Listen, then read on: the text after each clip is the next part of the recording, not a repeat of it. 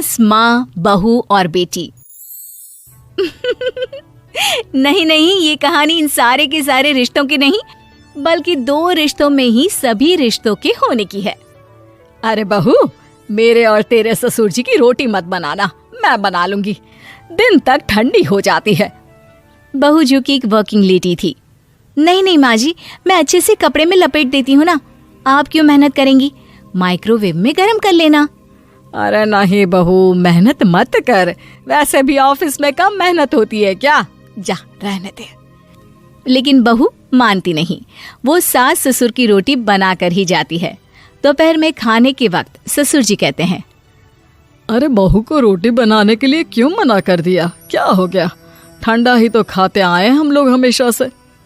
अरे वो क्या है ना, सुबह ऑफिस जाती है, घर का सारा काम करने में वक्त लग जाता है, अरे थकती है वो अलग, तो मैंने सोचा बहाने से ही थोड़ा कम काम करवाऊं। ससुर मुस्कुरा रहे होते हैं। ये तो अच्छा है, बहू को समझना जरूरी है। वक्त बीत रहा था, घर में सब खुश थे कि एक दिन, माँ जी आप शाम को थोड़ा टहलने निकला करें, घर पर रह रहकर हड्डियां जाम होती है, पापा को भी ले जाया करिए, मैं वक्त पर तो आ जाती हूँ। बहू ठीक 5 बजे ऑफिस से घर आ जाती है, फिर चाय नाश्ता बनाकर सास ससुर के साथ बैठती, उन लोगों को सारा दिन का हाल बताती। रात को पति घर आता है। क्या बात है बेटा, ऑफिस से आकर कभी हम लोगों के साथ भी बैठा कर। अरे माँ, दिन रात काम करके मन ही नहीं करता, अगले दिन की फिर तैयारी होती है, आप और पापा ही कमरे में आ जाओ। इससे अच्छी तो बहू है, कितना भी थकी रहे, घर आकर हम लोगों के लिए चाय नाश्ता बनाना, फिर बातें करना। बहू ना होती तो हम बुढ़ा बुढ़िया तो बैठे ही रह जाते। सास और ससुर अब बहू के कहने पर शाम की सैर पर निकलने लगते हैं। सास की कई सहेलियां बनती है तो ससुर को भी कुछ बुजुर्ग लोगों का ग्रुप मिल जाता है। कैसा रहा सहेलियों के साथ शाम का वक्त? हम लोगों ने तो भाई खूब योगा किया। अरे हम लोगों को गप्पों से फुर्सत ही नहीं होती। वैसे मिसेस मल्होत्रा आज बहू के बारे में कुछ बोल रही थी। तभी वहां ऑफिस से बहू आ जाती है जो जींस और टॉप में होती है। क्या बात है माँ, क्या कह रही थी आपकी सहेली आपकी बहू के लिए? सास इस बार बहू को कुछ अलग तरीके से देखती है और उल्टा सवाल ही दाग देती है। क्या कह रही थी वो हटा, ये बता, तेरे ऑफिस में तो मर्द भी काम करते होंगे ना? बहू जो अब तक मजाक कर रही थी वो सीरियस हो जाती है। मर्द होंगे नहीं माँ जी, मर्द ही ज्यादा हैं, हम 5 ही लड़कियां हैं ऑफिस में। अरे तो अच्छा लगता है क्या ऐसे कपड़े पहनती हो?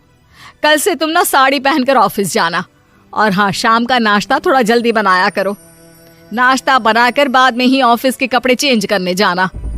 बहू को समझ में नहीं आता कि सास को हो क्या गया है, लेकिन वो कुछ नहीं कहती, सीधे किचन में जाकर चाय नाश्ता बनाती है और सास ससुर को दे देती है। अगले रोज बहू ऑफिस के लिए तैयार होती है तो खूब सुंदर सी साड़ी पहनती है और ऑफिस के लिए निकलने से पहले सास और ससुर के पैर छूती है और निकल जाती है। क्या बात है, आज मेधा के ऑफिस में लग रहा है कोई फंक्शन है। अच्छा, पता नहीं, मुझे तो बताया नहीं, वैसे तो सारी बात करती रहती है। अरे देखा नहीं कैसे साड़ी पहनकर जा रही थी? अरे वो तो मैंने ही बोला है उसे। अरे अच्छा लगता है क्या रोज रोज ऐसे सूट या जींस में जाना? बहू हो, बहू बनकर रहो। और आप भी ना मेधा मेधा मत किया करिए, बहू बोला करिए, सर पर चढ़ जाएगी तो दिक्कत हो जाएगी। सास अब बहू को बहू जैसा रखने लगती है, हर बात पर रोका टोकी, हर बात पर ताने। क्या बात है, आजकल लेट आ रही है ऑफिस से?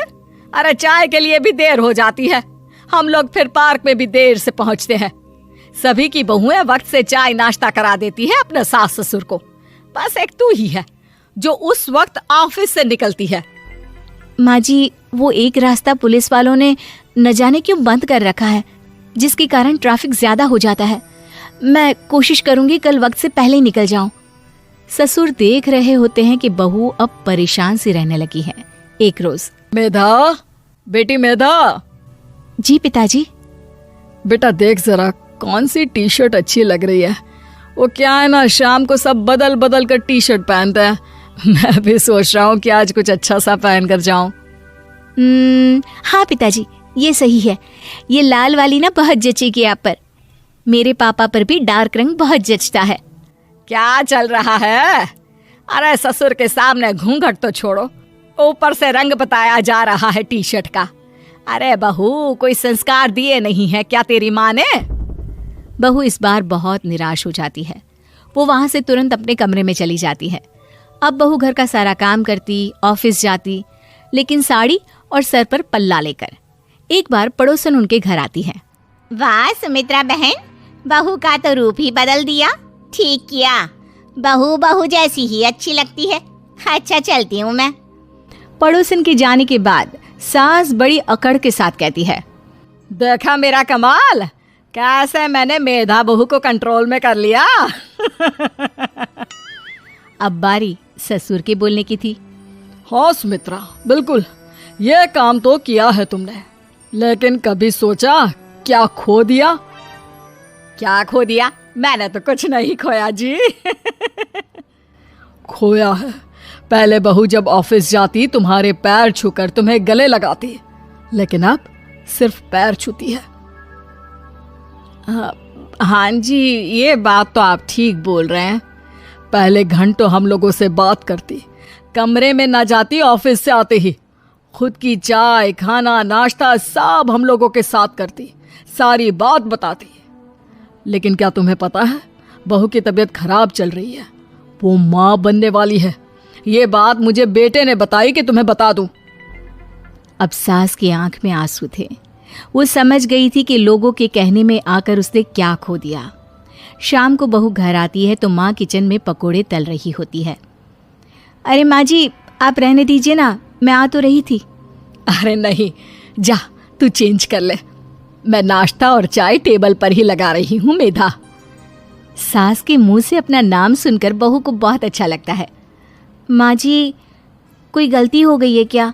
मेरे होते हुए आप काम करे, ये ठीक नहीं है। संस्कारी और समझदार बहू सास को माँ समझती है, लेकिन सास की बेवकूफी उसे सास ही बनाकर रखती है। बहू, मुझे भी थोड़े संस्कार और समझदार बनने का मौका दे, जिससे मैं भी बहू नहीं बेटी को देखूं तुझ में। और हाँ, मेरा होने वाला पोता क्या कहेगा कि दादी ने तो मेरी माँ को बहुत परेशान किया। बहू सास को गले लगा लेती है। नहीं माँ जी, वो कहेगा कि माँ को तो दादी ने बेटी बनाकर रखा है। बदल गई। कहानी उस घर की है जहाँ बहू और बेटी को एक माना जाता था, लेकिन फिर। अरे शिखा बेटा, तू रसोई में क्यों घुसी रहती है? जा, रोटी मैं बना लूंगी। नहीं नहीं माँ जी, आप बैठिए, बस सारा खाना बन ही गया है। श्वेता को बोल देती हूँ, वो खाना लगा देगी सबका। सॉरी भाभी, मेरे पास वक्त नहीं है। माँ, मुझे पैसे देना, पार्लर जाना है। हाँ हाँ चली जाना, भाभी को भी ले जाना। वो भी जाने को बोल रही थी पार्लर, पर पहले ना मदद कर दे उसके खाना लगाने में।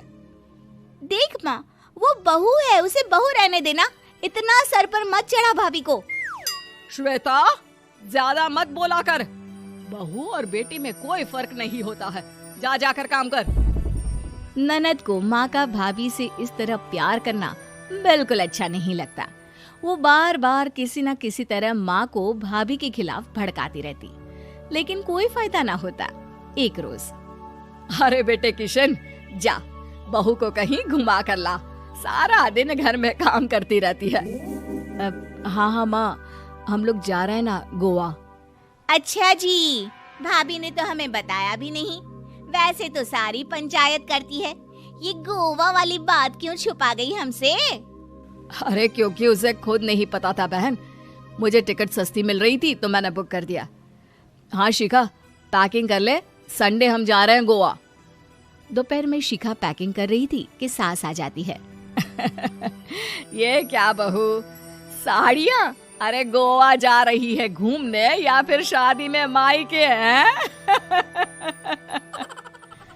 माँ जी, ऐसा कुछ है ही नहीं, समझ में नहीं आ रहा क्या रखूं कपड़े में। अरे तेरी और श्वेता की साइज तो एक ही है, उसके कुछ मॉडर्न कपड़े ले ले, आकर लौटा देना। हाँ माँ जी, ये ठीक रहेगा। शिखा श्वेता के पास जाती है और उससे कपड़े मांगती है। ना जी ना, मैं अपने कपड़े ना दूं। वैसे भी फैल जाएंगे मेरे कपड़े, बहुत महंगे वाले हैं। शिखा मुंह लटकाकर कमरे में आ जाती है तो सास कहती है, चल तैयार हो जा, तुझे मैं शॉपिंग करा कर लाती हूँ गोवा की। बस फिर क्या था, सास बहू निकल जाते हैं मार्केट और एक से बढ़कर एक ड्रेस खरीद कर घर आते हैं। पहले बता देती कि नए कपड़े दिलाने वाली है भाभी को, तो मैं अपने ही दे देती ना भाभी को, मुझे दिला देती नए कपड़े। देख श्वेता, परिवार का मतलब सबके साथ रहना होता है, ना कि सिर्फ अपना सोचना। वैसे भी तुझे अच्छे संस्कार सीखने चाहिए। और रही बात कपड़ों की, तो शिखा, आज से घर पर भी तू मॉडर्न कपड़े ही पहनेगी। कोई जरूरत नहीं है ये साड़ी वाड़ी लपेटने की। अब क्या था, घर पर श्वेता और शिखा एक जैसे रहते। एक बार पड़ोसन आती है। अरे बेटा, अपनी माँ को तो बुलाना, जरा बात करनी है। शिखा सास को बताती है और रसोई में चली जाती है। ये आपकी बेटी बहुत बड़ी हो गई है, इसके लिए एक रिश्ता है, कहो तो बता दूं। ये बेटी नहीं बहू है, घर में सब एक जैसा ही रहता है। वैसे मेरी बेटी भी बड़ी हो गई है, कोई रिश्ता हो तो जरूर बताना। पड़ोसन रिश्ता लेकर उन लोगों के घर आती है। तब श्वेता की होने वाली सास कहती है, तो ये घर है, कितने मंजिल का है? और ये बहू ने आपकी क्या पहन रखा है, जीन्स टॉप? अरे भाई, साड़ी वाड़ी नहीं है क्या इसके पास? देखिए, सर्दी है तो साड़ी में बहू कैसे मैनेज करती, वैसे पहनती है साड़ी भी। देखिए, हम लोग ठहरे पैसे वाले लोग, कोई कमी नहीं है हम लोगों के पास पैसों की, बहुत पैसे हैं, जमीन, नौकर चाकर, कार, सब कुछ है, लेकिन घर में संस्कारी बहू चाहिए। समझ रही है ना आप? सास कुछ कहती कि श्वेता बोल पड़ती है, हाय रे, नौकर चाकर से लेकर जमीन, कार, पैसा, हाँ, मुझे रिश्ता मंजूर है मुझे। अरे रुक जा श्वेता, मैं बात कर रही हूँ ना। देखिए, हम लोगों के घर इतनी आजादी नहीं मिलेगी। अरे हाँ कर देना माँ, हाँ कर दे जल्दी से। सास क्या करती, बेटी की शादी ऐसे घर में कर देती है जहाँ ना उनके विचार मिलते हैं और ना ही आचार। शादी के बाद एक रोज फोन पर, श्वेता बेटा, एक बार घर आ जा, बहुत दिल करता है तुझे देखने का। माँ, वो घर पर बहुत काम होता है, कैसे आऊँ? बड़ा घर है, लेकिन आने जाने वालों की लाइन ही लगी रहती है। बेटा, मैं तो जानती थी उस घर का हाल, लेकिन तू ही नहीं मान रही थी। माँ देख, हर घर का यही हाल है। तेरी बेटी को यहाँ घूंघट हटाने की परमिशन नहीं है और एक तरफ भाभी स्कर्ट पहनकर घूम रही है। बेटा, मुझे क्या पता था कि मेरी बेटी को ससुराल के नाम पर पिंजरा मिल जाएगा। अच्छा माँ, फोन रखती हूँ, सास को गर्मा गर्म रोटी खिलानी है। तुम लोगों की तरह नहीं कि एक रोटी बनाओ, एक सब्जी बनाओ, फिर सारा दिन फ्री होकर घूमो।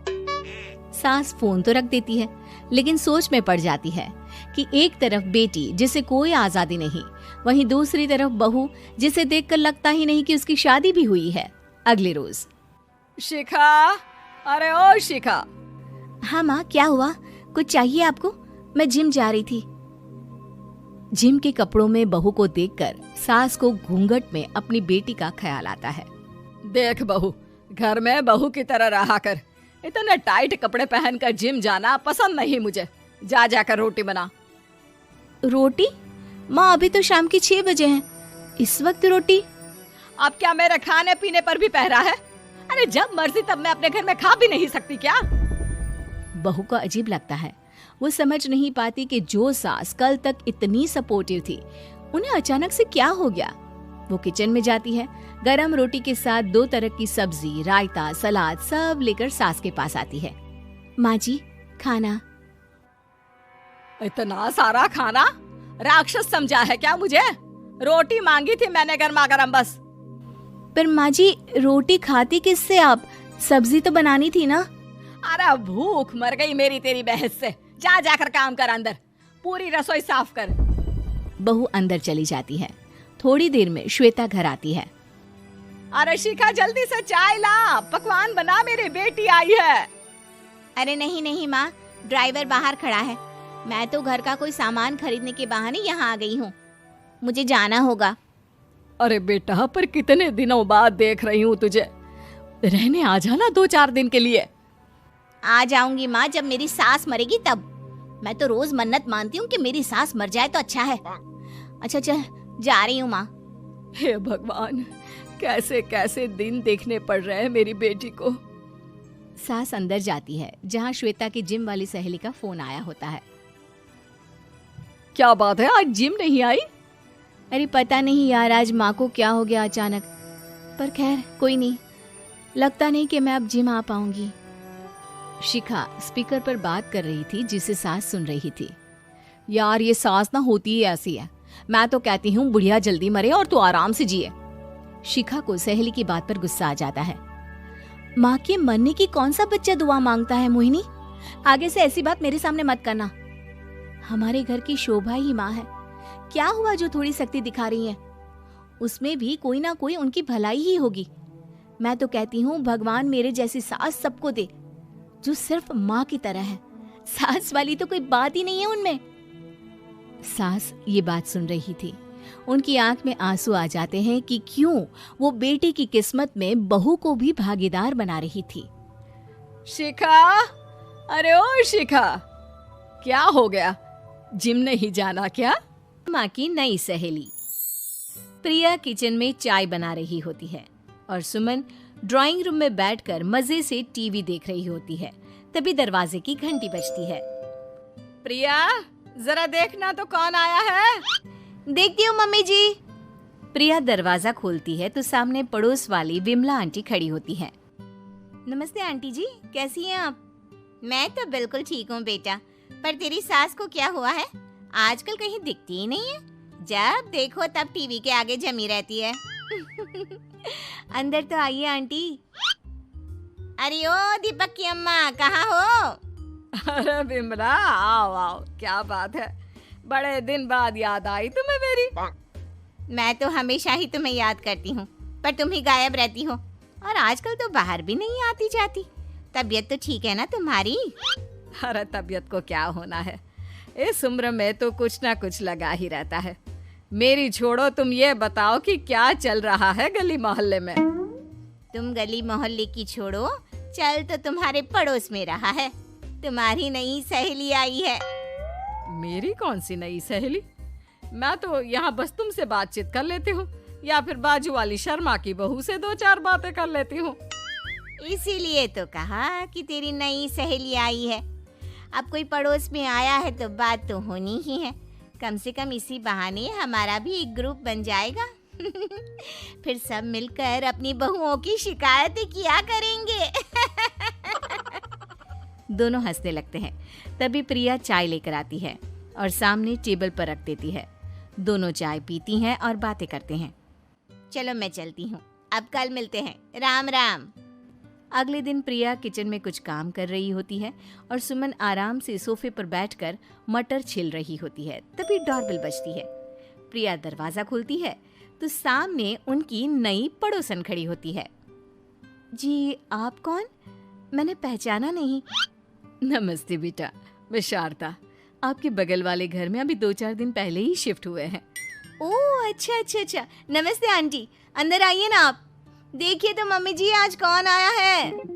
इतना कहकर प्रिया किचन में चाय बनाने चली जाती है। नई पड़ोसन को घर पे देखकर सुमन थोड़ा हैरान हो जाती है। नमस्ते बहन जी, मैं शारदा, आपकी नई पड़ोसन।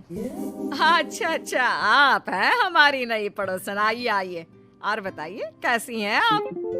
जी बिल्कुल ठीक हूँ। वो दरअसल घर पर छोटी सी पूजा रखवाई थी, बस उसी का प्रसाद देने चली आई। सोचा इसी बहाने नए पड़ोसियों से भी मुलाकात हो जाएगी। ये तो बहुत अच्छा सोचा आपने। सुमन प्रिया को आवाज लगाती है। अरे ओ बहू, जरा चाय पानी का तो आके पूछ लो। ये आजकल की बहुएं भी ना, जब तक बोलो नहीं तब तक कुछ नहीं करेंगी। आई मम्मी जी। प्रिया चाय लेकर आती है। दोनों बैठकर चाय पीती हैं और खूब सारी बातें करती हैं। अच्छा बहन जी, अब मैं चलती हूँ, फिर मिलते हैं। अब तो आना जाना लगा ही रहेगा। शारदा के जाने के बाद प्रिया किचन से बाहर आती है। क्या बात है मम्मी जी, आप दोनों को देखकर तो लगा ही नहीं कि पहली बार मिल रही हो। आप दोनों तो बिल्कुल बिछड़ी हुई सहेलियों की तरह बातें कर रही थी। अरे जब दो औरतें मिल जाती है ना तो बातें अपने आप ही निकल आती है। अब तू अपने काम पर ध्यान दे, बातों पे नहीं। ऐसे ही कुछ दिन बीत जाते हैं। अब सुमन और शारदा अच्छी सहेलियां बन गई होती हैं। दोनों एक साथ मंदिर जाती, मार्केट जाती और कभी कभी तो विमला भी इनके साथ मिलकर खूब हंसी ठिठोली करती। एक शाम तीनों बैठकर सुमन के घर पर चाय पी रही होती हैं कि तभी बहुत तेज बारिश शुरू हो जाती है। सुमन जोर से प्रिया को आवाज लगाती है। प्रिया, ओ प्रिया, देख कितनी तेज बारिश हो रही है। जाके छत से सारे कपड़े ले आ, नहीं तो सब भीग जाएंगे। सुमन 2 बार आवाज लगाती है लेकिन प्रिया का कोई जवाब नहीं आता। शायद प्रिया कुछ काम कर रही है, इसीलिए कुछ जवाब नहीं दे रही। अरे काहे का काम, आराम फरमा रही होगी महारानी। तभी प्रिया बीमार हालत में अपने कमरे से बाहर निकलती है। हाँ मम्मी जी, क्या हुआ? मेरी तबीयत थोड़ी ठीक नहीं है ना, इसलिए आग लग गई।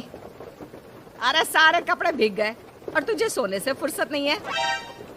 सबके सामने सुमन के मुंह से ऐसी बातें सुनकर प्रिया उदास हो जाती है और छत से कपड़े उतारने चली जाती है।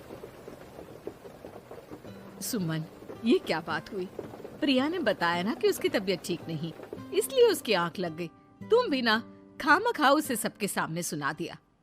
अरे आप नहीं जानती शारदा जी, कुछ बहुएं ना बहुत आलसी होती है, घर का एक काम नहीं करना चाहती। ऐसा नहीं है सुमन, तुम्हारी बहू तो बहुत प्यारी है, तुम्हारी सारी बात भी तो मानती है। हाँ सुमन, तुम प्रिया के बारे में ऐसा क्यों सोचती हो? मेरी भी 2 बहुएं हैं, लेकिन मैं उन्हें अपनी बेटियों की तरह रखती हूँ। आखिर वो भी तो किसी की बेटियां ही है ना। और अगर तुम ऐसा ही व्यवहार करोगी तो एक दिन प्रिया भी तुम्हारे साथ ऐसा ही बर्ताव करेगी। शारदा और विमला की बातें सुनकर सुमन की तो बोलती बंद हो जाती है।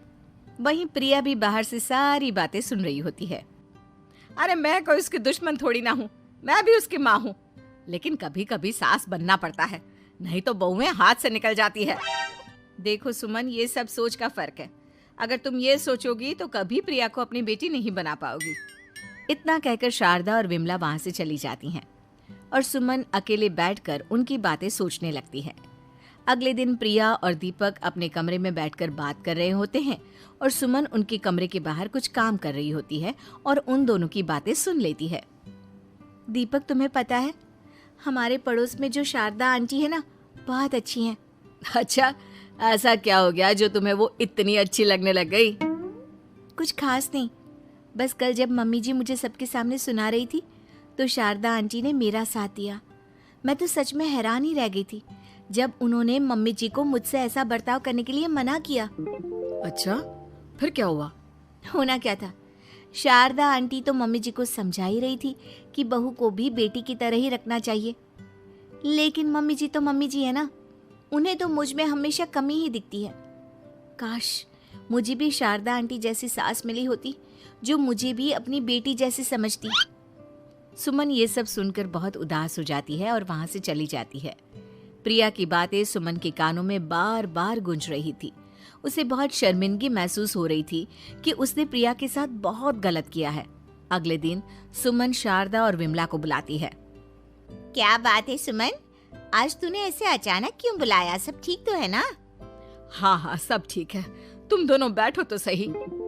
तब तक दीपक और उसके पापा भी आ जाते हैं। प्रिया, तुम भी आ जाओ। क्या हुआ मम्मी जी, आपने बुलाया? हाँ प्रिया बेटा, मैं आज सबके सामने तुमसे माफी मांगना चाहती हूँ। मैंने आज तक तुम्हारे साथ बहुत बुरा व्यवहार किया है, लेकिन तुमने कभी भी मेरे साथ बुरा बर्ताव नहीं किया। मुझे अपनी गलती का एहसास हो गया है, हो सके तो मुझे माफ कर देना। प्रिया अपनी सास की बातें सुनकर हैरान हो जाती है। उसकी आंखों में आंसू आ जाते हैं। प्लीज मम्मी जी, आप मुझसे माफी मत मांगिए, मैं भी आपकी बेटी ही हूँ। वैसे एक थैंक यू तो मेरी नई सहेली को भी बनता है, जिसकी वजह से मुझे मेरी गलती का एहसास हुआ। शारदा बहन, आपका बहुत बहुत शुक्रिया जो आपने मेरी आंखें खोल दी। अरे क्या सुमन, तुम भी ना। तो फिर इसी बात पर चाय और पकोड़े हो जाए। हाँ हाँ, क्यों नहीं। लक्ष्मी का अपने घर में पूरा दबदबा था। हिटलर की तरह वो सारा काम अपने पति और बेटे से करवाती। धीरे धीरे उसके पति की तबीयत खराब रहने लगी। सुनो जी, अब आप बुजुर्ग हो गए हो, काम में भी अब हाथ आपके फुर्ती से नहीं चलते। अरे भाग्यवान, भगवान से डर।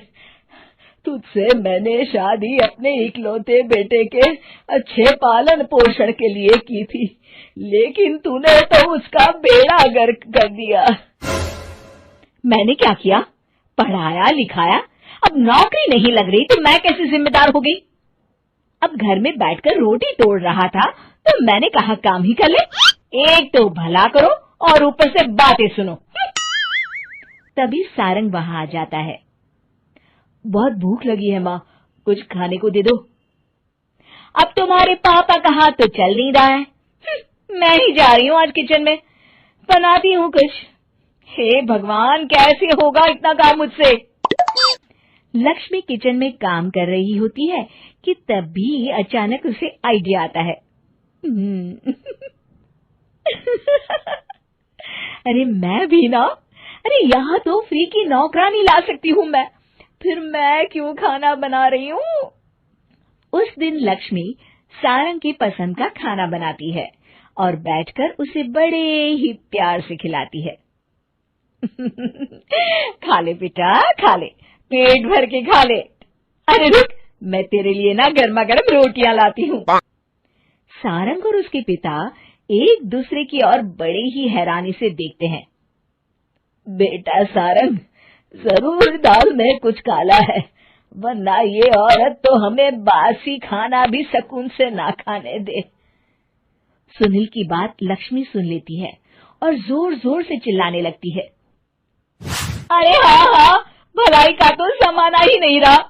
एक तो आग में खुद को जलाकर तुम लोगों के लिए खाना बना रही हूँ और ऊपर से तुम्हें दाल काली लग रही है। अरे माँ, पिताजी का ये मतलब नहीं था, तुम बुरा मत मानो। अरे हाँ बेटा, तू कहता है तो मान लेती हूँ।